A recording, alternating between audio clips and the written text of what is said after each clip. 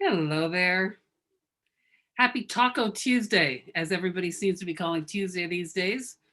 My name is Candy Palmer. Welcome to this, which is I'm trying to remember now, I think this is our fifth or our sixth session brought to you by Reconciliation Canada. Yes, it's the sixth session, bringing our children home, creating space for reconciliation. Before we start the agenda and get into things, we all come together a little bit before this starts, and we were all talking how, for some reason today, we all seem to be on the wrong foot. We're having little things go wrong here and there, and I'm thinking all of you at home too. In these COVID times, there's so much stress on people trying to pivot and learn how to deal with working from home and all of that. And I thought we'd just take a second and have a Taylor Swift moment and like shake it off, take a nice deep breath and know that we're all here together and we're all here for a good cause and a good reason. And it doesn't matter if some things are going wrong. That's life. That's how it goes. So thank you so much for joining us. We are going to shorten these sessions to an hour. Just knowing how difficult it is, particularly where most people are on their screen all day long for work. An hour and a half is a bit of a commitment. So we are going to move them to an hour, but they will still run on Tuesdays and Saturdays. And as always, we're going to start today off with a song. And a few sessions ago, we had a young woman sing with her mother, and she just sounded so wonderful. We thought, let's go ahead and bring her back to sing the song today. So without further ado, to do our opening song, Stephanie Joseph.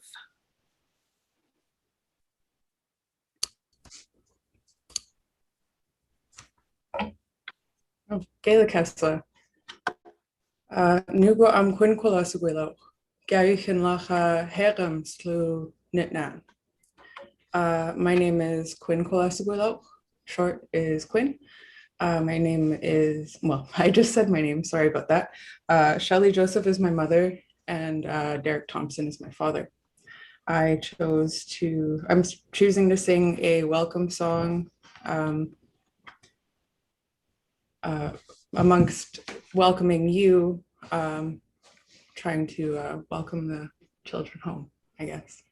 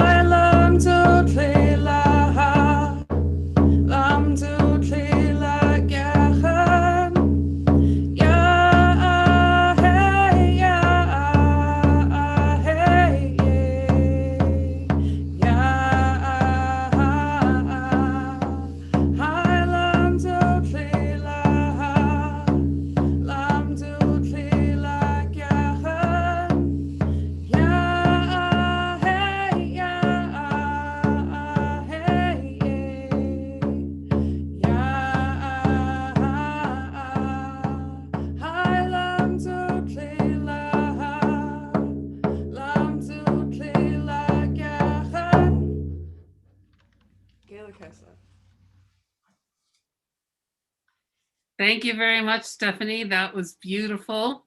Tell the baby that we said hello, and thank you for opening for us. We really appreciate that. And now we're going to go to Stephanie's grandfather to give us an opening prayer, Chief Robert Joseph, who's been giving us the opening prayer every night, and we'll give him a second to get his camera and there he is. Oh, and he's wearing beautiful candy pink tonight. Look, we're matching. Thank you, Candy. Welcome, everybody. I'm so glad that you could spend the next hour with us. We all have the responsibility to reflect deeply on recent times and, of course, the historic times of residential schools. And the pain has been so deep and wide that to get beyond it, we need each other. And so my prayer this evening will be that we can be able to create one heart, one mind, one spirit, to dedicate ourselves to finding ways forward that will ease the pain, allow us to see through our tears so that we can plan and move forward with actions. It's been a difficult time. It's still a time of painful mourning. In this time, it's harder to shake. In our culture, when we go through a period of mourning, there's a period of shaking it off as well. But in this instance, because of the circumstance and those beautiful little children, it's harder, of course, and it's going to take a while. But I appreciate that all of you are staying together, standing with us, and that we grow out this body of people who have care and compassion and love and wish to find a new pathway forward for all of us. So one day we can really celebrate those little precious children and those unmarked graves that were discovered. And they're going to be a new legacy, a new kind of legacy that gives us hope, because those little children have now given us an opportunity to reflect again on where we are with respect to our relationships, our humanity, our common humanity, and how we see and feel and think and look at each other.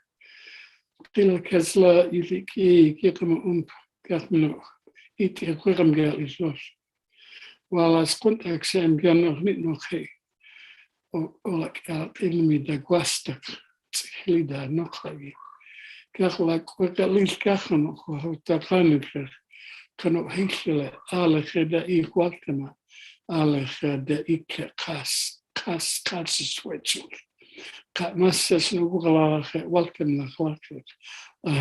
All my relations. Thank you. Thank you so much for that. You know, something I reflect on every time you do that opening prayer, I think about the fact that you were in residential school for 11 years, and yet you can still speak in your own language. And that is a victory in itself.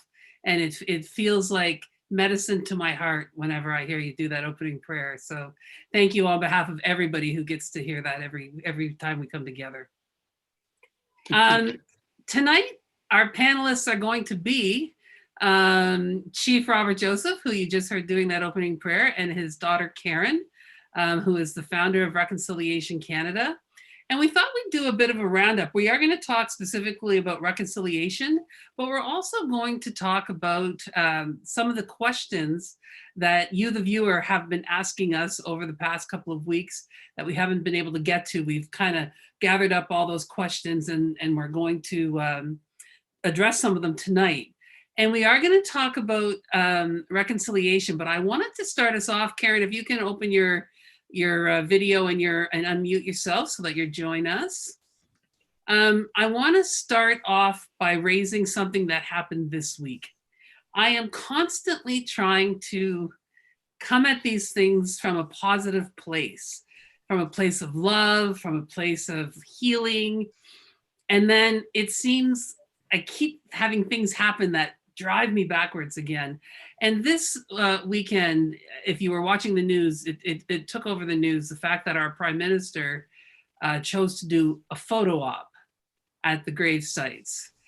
And you know, it's got to be at least 5 years since there was a kind of a worldwide push on YouTubers going to the death houses in Germany and taking video and taking pictures, and it was clearly put out there that that is just not an appropriate thing to do. And then, you know, here we are trying to talk about reconciliation, trying to talk about making peace within this country, and we got to turn on the news and see that. So I just wondered if we could start the conversation, you two, with just some reflections on what it feels like for you personally every time something like that happens, because you're both full-time in the business of reconciliation. So let us know what you think about these things.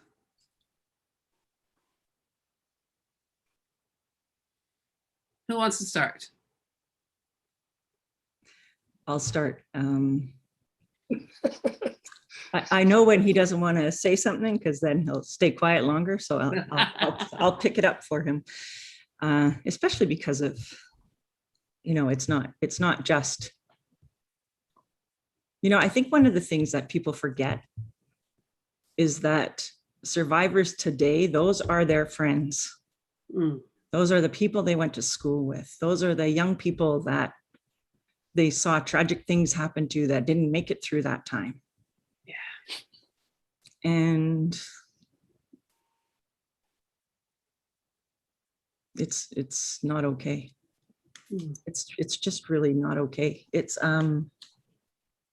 we all have days like you were talking about earlier where we could do better and we can show up better. But I do agree. I think that there was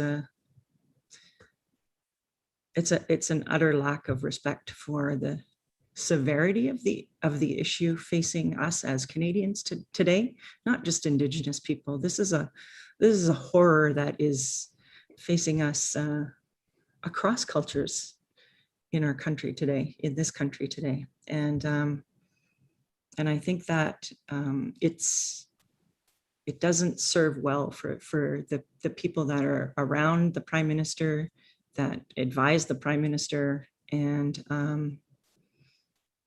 we keep saying we the government needs to do better, and this is another instance where we need to show up and say the government needs to do better. It's you have to really put these children in that context, though. These are not, they're not so far gone that we don't know them, right? That our families don't know them. And so we have to be careful, and we have to tread lightly with that. That is the most devastating loss that you can have as a family. And especially in light of these kinds of situations. So, be respectful, be reverent, be reverent. I think the thing that we need to remember about this moment and this time is that those children, our children in these instances, have given Canada another chance to show up in the way that we want to be seen by the world, and in the way that we aspire to be seen individually. And I think when we think about these moments, that we have to keep that in mind and just behave that way. This is an anti-I moment, right? Yes. Right. This is a time when your auntie doesn't have to say anything to you. They just look at you and go, Yep. Yeah, I think this moment deserves deep solemnity, and it shouldn't be mitigated or detracted from by political opportunism, especially something as serious as this matter between so many people, all of Canadians, and versus Indigenous survivors and their families and their communities. And the politicians should be mindful that we're deeply sensitive, and that they ought to behave in the best way possible that they can, not to further create any harm or hurt feelings. So I think it was not a good move at all. Shouldn't have been done. It always amazes me because I was raised by a mother who had a grade 7 education, a father who was illiterate, who had absolutely no education whatsoever. And they always raised me under the golden rule. And the golden rule is, don't do anything to anybody else that you would not want done to you. Treat other people the way you want to be treated. So, you don't need political advisors. You don't need an advanced degree. You don't need to even be the Prime Minister. You need to just be Justin Trudeau, a human being, to think to yourself, if the bodies of my father's brothers and sisters and friends were found in a mass grave, would I want somebody to go there and take a selfie? If you just ask yourself that simple question. Think about it in terms of, would I want to be treated that way? It seems like such a simple thing. But to me, that is the essence of reconciliation. But I think a lot of people in Canada, they've been hearing the word reconciliation for quite a while now, ever since the TRC kind of came. And I think many people aren't really sure where that came from.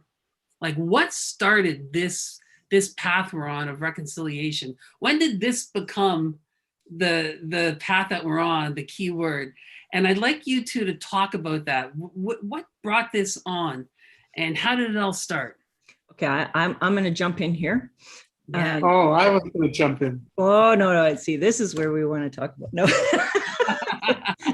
Thank you for asking that question. It's a really important question. And my dad is truly the person that holds the wisdom under that banner. He won't say it, but you know, he was a lead in this movement. He was a lead in the movement of truth and reconciliation. Him and his friend, like you and I today with Chief Joseph Candy, we're doing things with our team here, and we're making a difference. And we started something knowing that it was needed to be done.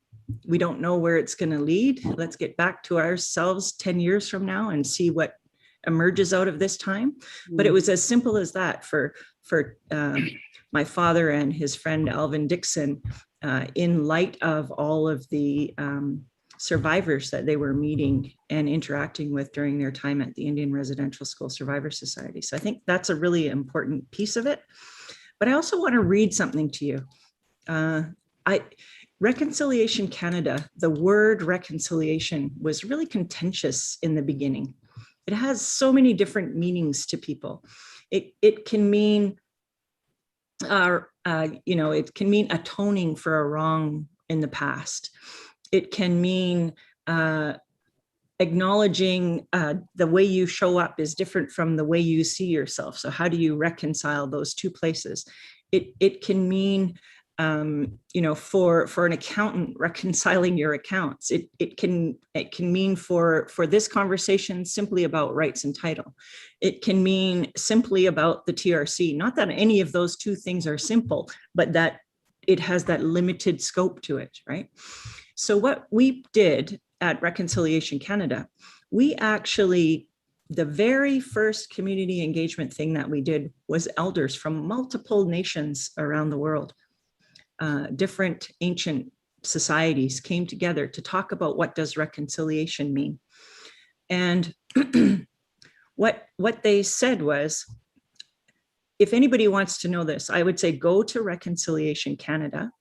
There is an elder statement there.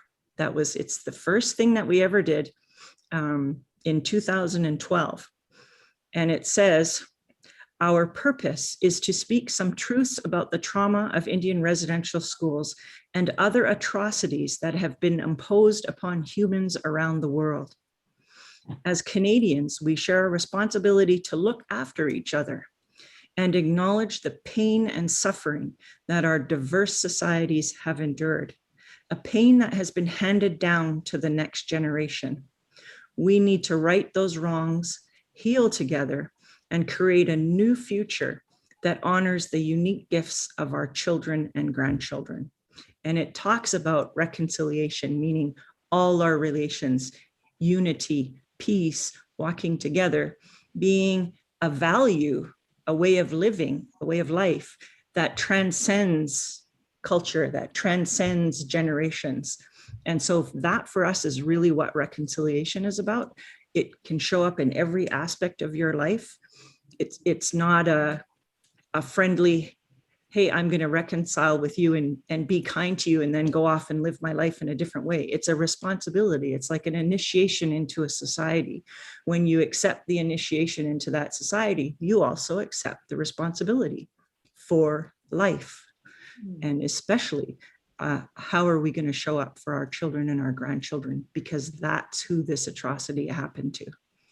So with that, Chief Joseph, I know there's a long history. I love listening to him talk about it because you think about these guys, like you're saying, not the kind of not the great, what do you call them? Yale educated or things like that. But these people with the brains and the values and the covenants that they made with one another changed the world.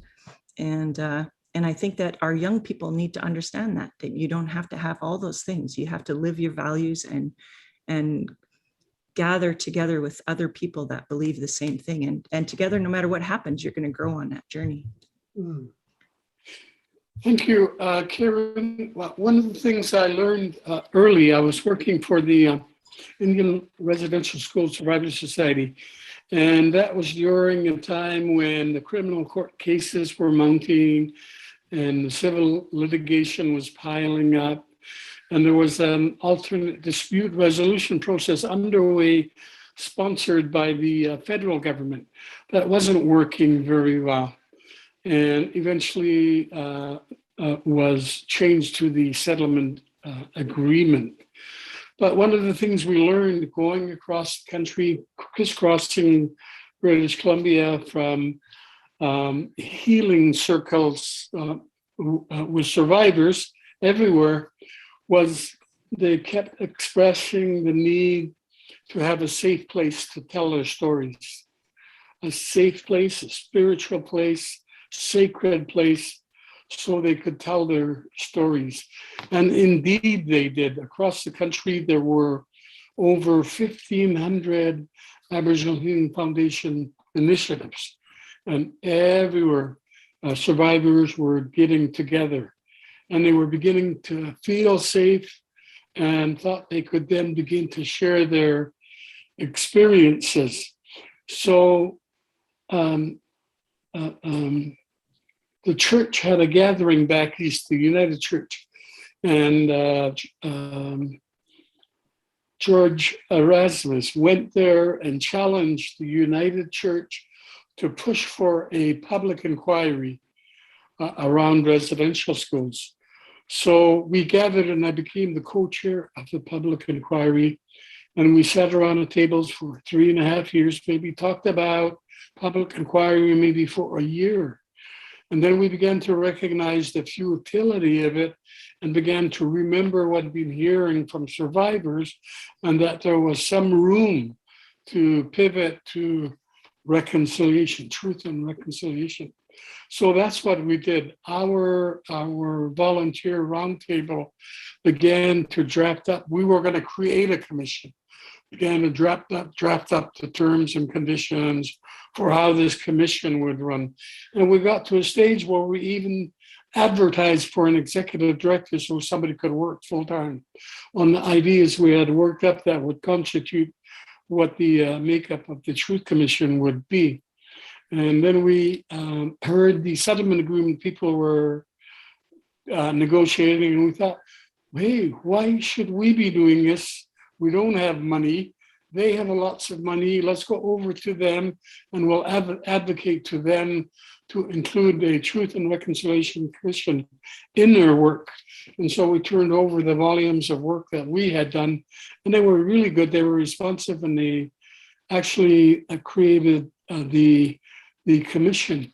But the central theme of it was that in this Truth Commission, the same space would be created: sacred, special, unique, safe, and everybody could come together and talk about what they needed to talk about when you think about reconciliation.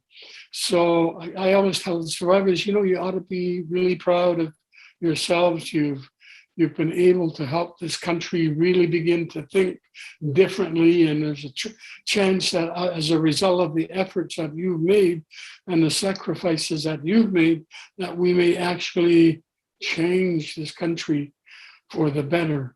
And so that's a general sort of genesis of the Truth Commission. Other people can take credit, but it doesn't matter.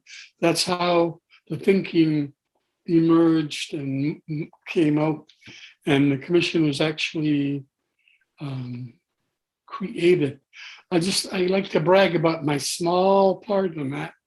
I sat in on some of the negotiations for the Truth Commission, and at the very last day, it was hot in Toronto, maybe the 50th floor somewhere. The sun was shining in. It was mid-Friday. People were thinking about trains and planes and automobiles. And Mr. Yakabuchi, who was facilitating all of it, said, we're about at the end of it now. So if there's anything else left that anybody wants to say, this is your last chance because we're done. So I raised my hand, and as I had my hand up, everybody was glaring at me because I'm delaying this process of getting out of there, right? And Mr. Yakabuchi said, all right, Bob, you take home the draft of the preamble. That's what I was talking about, just a brief preamble. And I said, okay, sir. And then you give it back to me by Monday, he said. So I like to boast about that. As a former law student and lawyer, I'm thrilled that you had that kind of relationship with Justice Yakabuchi, who has written some monumental decisions in Canadian jurisprudence history. As you're talking, here's what I'm thinking about. Two things I'm thinking about, and I'm going to ask you to address them both. The first thing I'm thinking about is 11 years were taken from you, and you have now given how many years voluntarily?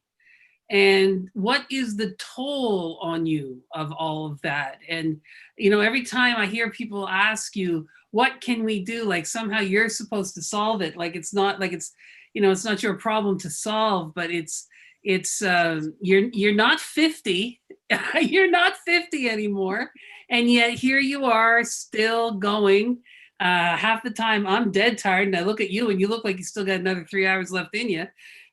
So that was one of the things I was thinking about, which I'd like you to talk to. And the other thing that I was thinking about when you were saying that, I remember interviewing when our Grand Captain of the Mi'kmaq Grand Council, Alec Denny, passed away and his son became the new Grand Captain. I was interviewing his son, Andrew, and he said, I remember being at my father's knee when my father and some of the elders from the community were planning their trip to Geneva to go to the UN. And this was back in the 60s, 70s. Mm-hmm. And again, not Harvard educated people. So when I look at what your generation were up to with your limited access to education and money and funding and all of that, and I look, and I'm not disrespecting anybody, but I look at some of these, protests where people are just like setting up in the street and screaming and hollering. And a lot of those people have education and have access to things. Can you talk a little bit about what was it about your generation that had this vision of, look, we're going to learn this game and we're going to get in there and find our place at the table? And how do you think that is different from now, this new generation just kind of doing a lot of screaming, but not necessarily trying to problem solve? Can you reflect on that for us? Yeah, I could, I guess, give it a try. Thank you. I have to reiterate what I said the other day. I was looking back at my experience at a residential school. And even though I stayed there, I spent 11 years there, I know now that I was totally disempowered, dehumanized by the time I was 2. Like I had absolutely no childhood dreams, nothing to feel good about. I had no value. Nobody ever told me I had any value. Nobody ever said I could have dreams and I had a purpose. I had no purpose. So I drifted through the grades until I was graduated, so to speak. And I knew that I hadn't received an education, that I had learned absolutely nothing at all in all of that time. And at the very last day when I returned back from a long party, post-graduation party, I stood at the top of those steps and looked out, and I was totally in despair. I felt absolute uselessness. I had no direction. I didn't know what I was going to do with my life. And I knew that in that moment, I felt like a total failure. But as I moved out and started moving forward and finding jobs, I began to realize that I had to be fearless. Like I did lots of jobs I had no qualifications for, but I would apply for them and on the basis of interviews, get hired. They were good jobs. Good for you. And yeah, and when I made it through that phase, even though things appear to be academic and challenging and not within my thinking systems, I knew that I had to be a fierce a practitioner. I just made up my mind that if I was gonna be walking beside experts and educated people, and we're talking about reconciliation, my grounds were that I was operating from the experience of the topic, and that I was fierce in practicing what I knew, and that's how I made it. I even was a journalist for one time at the Vancouver Sun. I went up there and I was in the 7th floor of this big building, and there was a beautiful, pretty little girl there at the windowed cage, and she said, "Yes, can I help you?" I said, "Yeah, I want a job." She said, "Do you have an appointment?" I said, No. "And you want a job?" "I want a job."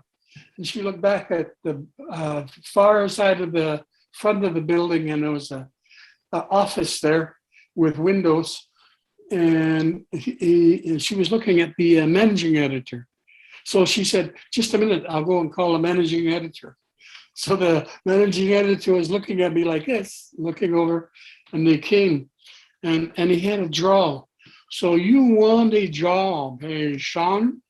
I said, "Yes, sir." "Have you ever written before?" "No, sir." "Do you know how to type?" "No, sir." And so he said, "Listen, I'm going away on holiday for 2 weeks. You come back in 2 weeks, you're hired." Oh my And I God. had lots of jobs I got because I was just fearless. And that's what we got to be in this journey. We got to be fearless. We got to quit asking everybody, "Well, where do I start?" Start from where you can, the point that where you're at. Small acts of reconciliation are just as contributive as big, giant acts of reconciliation. And it's in the doing of it with all of us together that we transform the world, so to speak. And so it doesn't matter if it's a small initiative and there are no cameras around. And it's no difference if it's a big initiative and all the big television stations come. All of us in this journey are important. All of the things we're going to be doing as practitioners are what are going to shift everything about us. Did I miss out on that part of the question? Just letting you know that people are absolutely loving what you're saying. I'm reading in the comments and they're just enjoying hearing you reiterate these stories. Which in our communities, and sometimes I'm not sure people understand that. You know, I'm never going to have a great auntie die and I find out that she's left me a fortune. That's not going to happen. But I do have a fortune, and it's my family stories. And I've made sure that every single family member who has passed, I have their stories. I've asked them to tell me the same stories again and again and again. And I remember when I first brought my wife home, she said, "Oh my God, why are you asking your father to say that story again? You know that story. He tells it all the time." I said, "Because I have to know it inside and outside. Because when he's gone, it's going to be up to me to keep that story alive. And that's my legacy. That's my fortune that he's leaving me." And we really do share that fortune with the rest of the country. Mhm. And I sometimes don't think they understand the value in what they're getting when that sharing goes on. So I'm really glad that some of the people who are here tonight are already like getting that and getting the value of that. And speaking of value, if you are wondering like, what can I do? you can donate to Reconciliation Canada. Like if you want to kind of start there, I always used to chuckle at my parents when they went to church every Sunday and put money in the collection. I used to say, "What's that money used for?" And they'd say, "Well, we're not sure, but we feel like we're doing something when we put that money in there." And I used to look at the church and think, I'm not sure they need money. This place looks a little fancier than our house. But this is a situation where, it's good to put your money in the basket. So I'm going to ask some of the folks behind the scenes if they could put in the chat a link to where you can go and donate if you, and don't, it's not like, oh, I can't donate. I don't have $1 million. Skip your Starbucks tomorrow and drop that $5 in. And, if you get like a half a city doing that, that could change a lot of people's lives. So I'm just putting that out there. And like I said, I'll ask them to put it in the chat so that you can find a link there. Karen, there we go. It's up now. It's a comment under Char S, and you'll see a link and you can just go there to donate. Karen, from the perspective of being his daughter, what have you got to say in terms of, what that generation did and what he's continuing to do and how it inspires and buoys you in the work that you're doing? Well, it's really strange because I actually was at his knee when he was doing this. So I don't know if it was by design or not, but my sister, Shelley, very much was engaged in the potlatch movement, in the cultural pieces of things. I was much more of a nerd, and I enjoyed learning new things.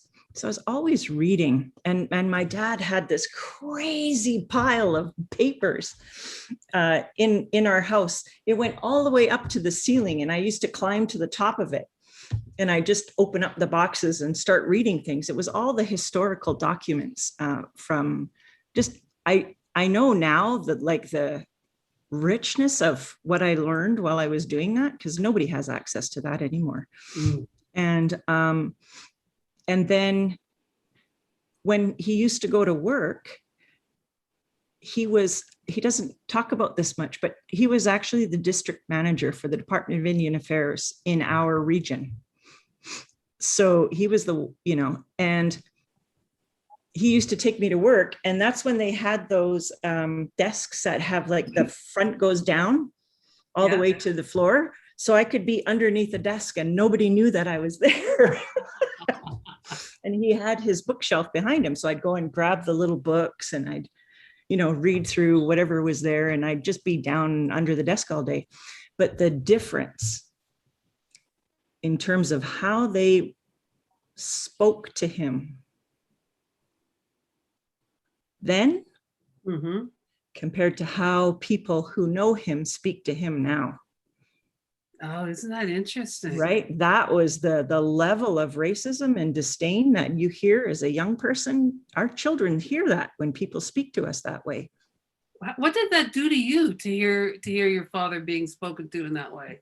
I heard it, but I also then began to understand it because I was reading all of the policy. I didn't know it was policy. I was just reading what I thought was history, right? And then I would ask him tons of questions, and he was really good at answering questions for me. And then I would ask other people questions, because I found that that's how he led more than anything, was by asking people questions and getting people who knew how to do things to help him.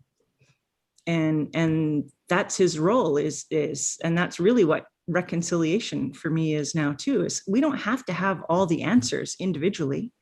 What we have to do is engage people in helping us who do have those skills and build those plans that work together, right? And I think that was the beauty of the work that he did. And in terms of the hardest thing I have today, and it happens unfortunately quite a bit, enough that it's hurtful. He received, I think it was UBC at the Chan Center. There was a night, because he received an honorary doctorate of laws from there. Right. And we were having the ceremony. So he was like the keynote for all of the Indigenous grads. They were all there that night.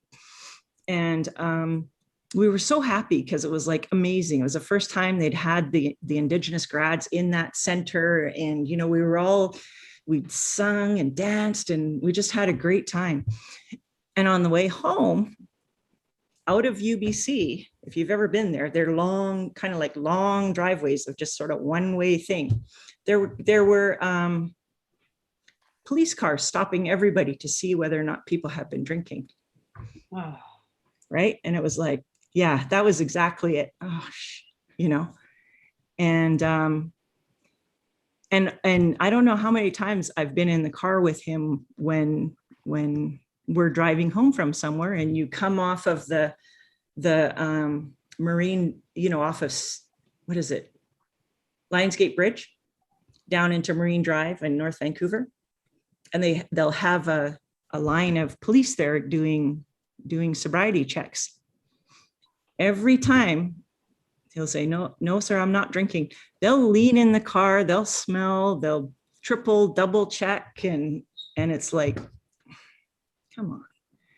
yeah. You know, and those are the things, you know, those are the times when I'm reminded of those moments. Right. And it's saddening that it still happens today, but unfortunately it's through the police that I experience that the most.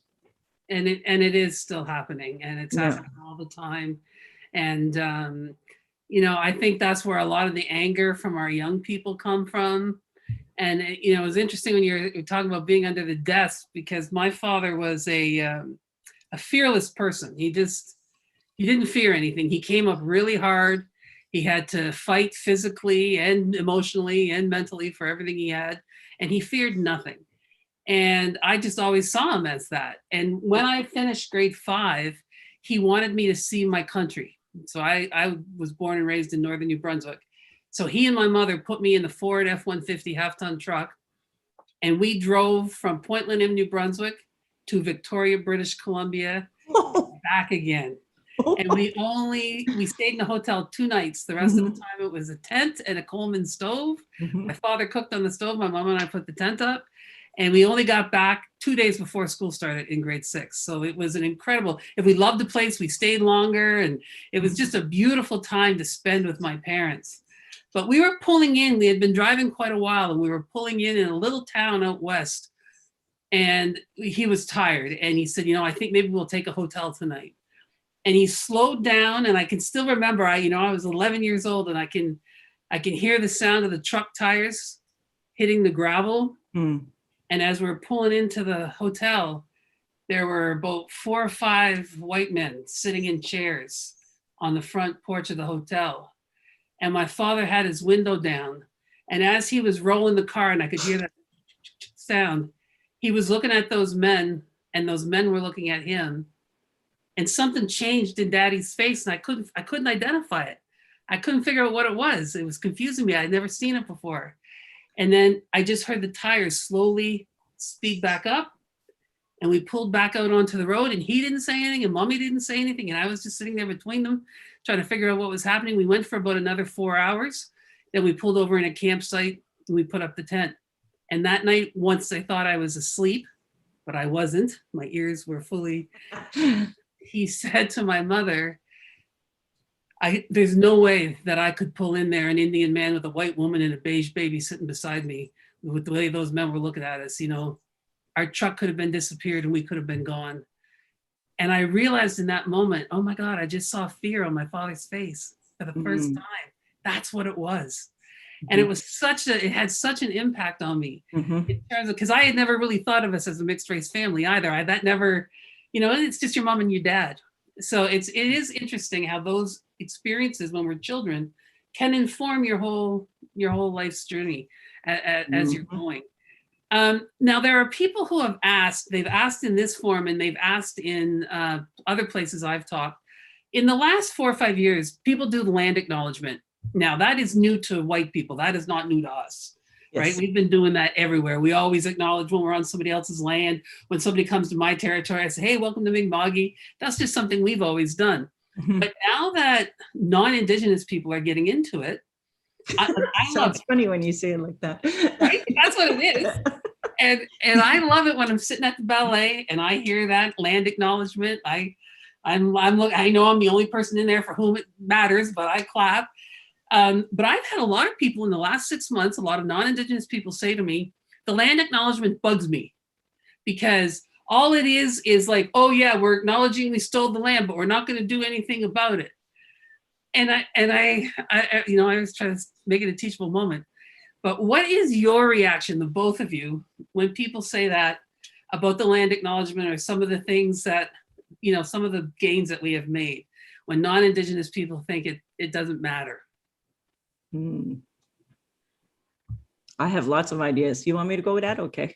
Yeah, go ahead.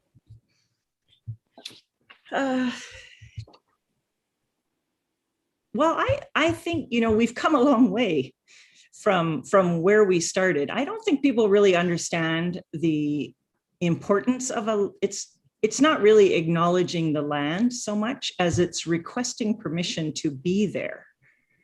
Like, it's like you're walking into somebody's house. You don't just walk in and sit on the carpet, like, or the couch or whatever. You knock, you say, hi, is it okay if I come in? I'm going to visit you for this length of time. I promise I won't trash your house, and that kind of stuff. And so I think there's that aspect of the land acknowledgement. It's you're being invited to somebody's house, which means that you're meant to take care of it, and for me, that's the importance of it. I think that too many people don't understand that. They're sort of doing it as not lots, but because they don't understand that, they're doing it more like a checkbox activity. Yeah.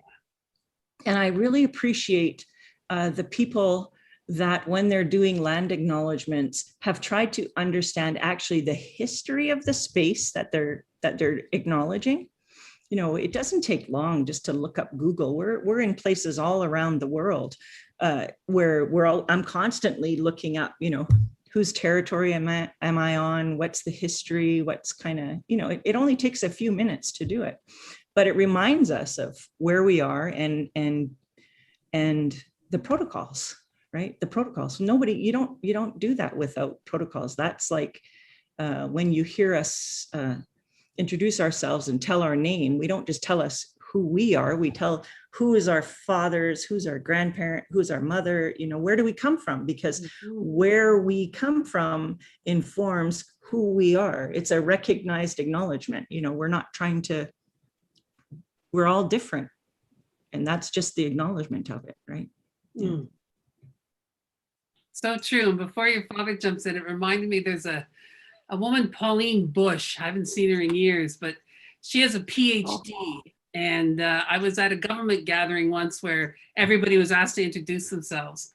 And all the academics and government people stood up and said, I have a master's from so-and-so, and my PhD is from so-and-so, and this specialty and that specialty, and blah, blah. This is why I'm here to speak. And everybody gave all their paper and all their letters after their name. And Pauline, who has a PhD, an earned PhD, stood up in her moccasins and said, I'm the mother of 6 and the grandmother of 18. These and these alone are my credentials to speak here today.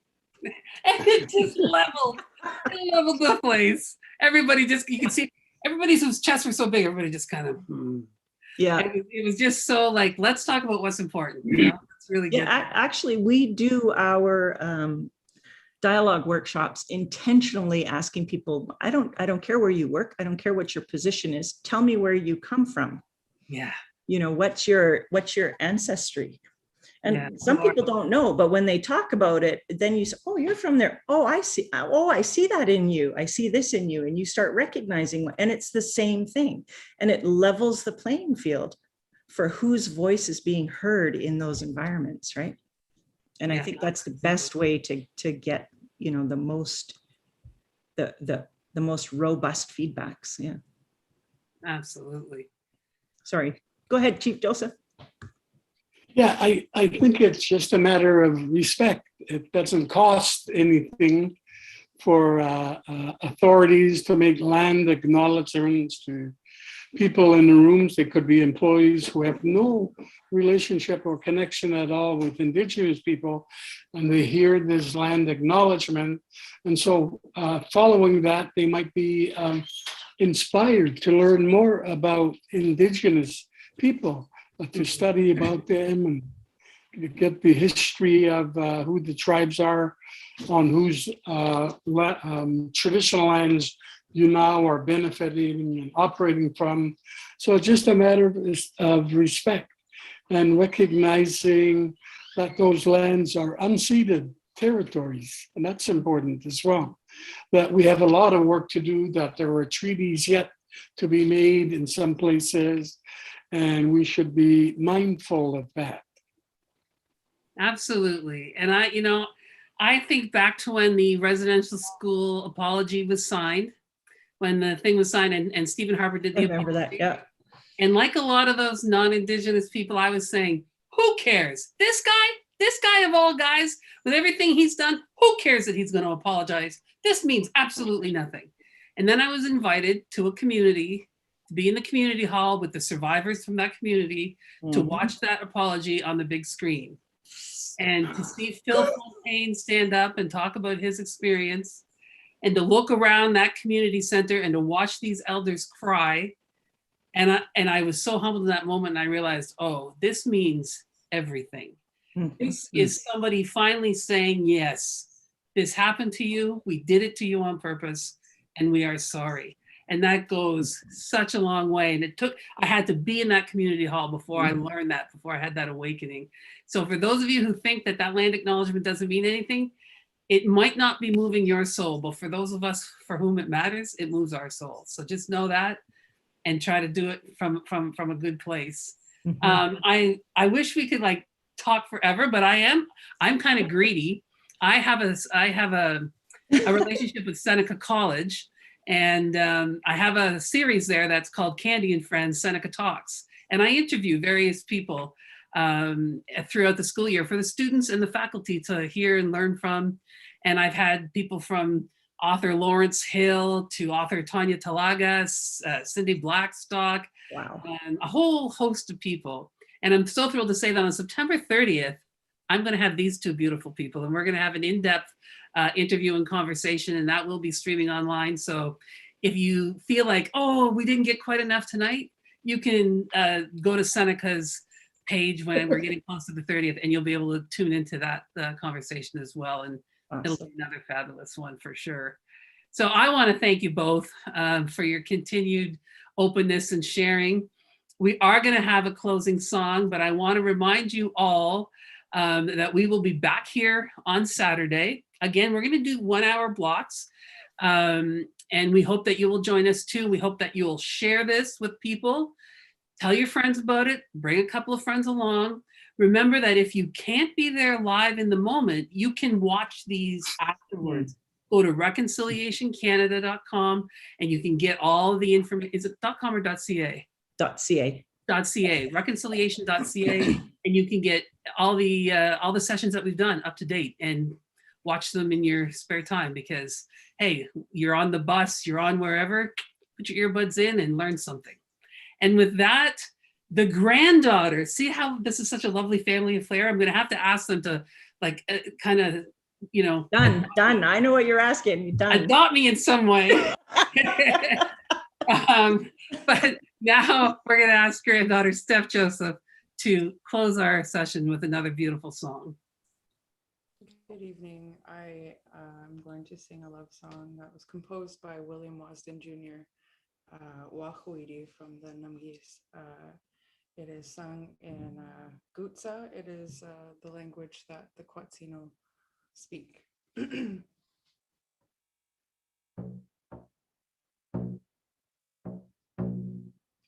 How na ne, how na ne, how na ne, how na ne, how na ya, how na ne, how na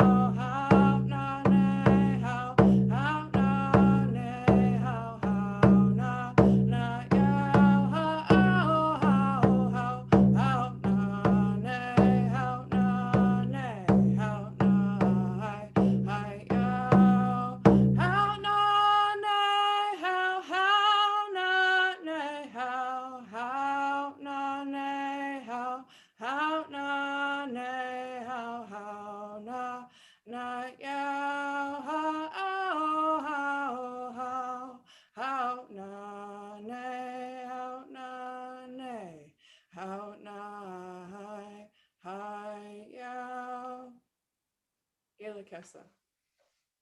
That was absolutely beautiful. I have to tell you, I started this session by saying I was having kind of a twisted Tuesday. Everything seemed like it was on the wrong foot today.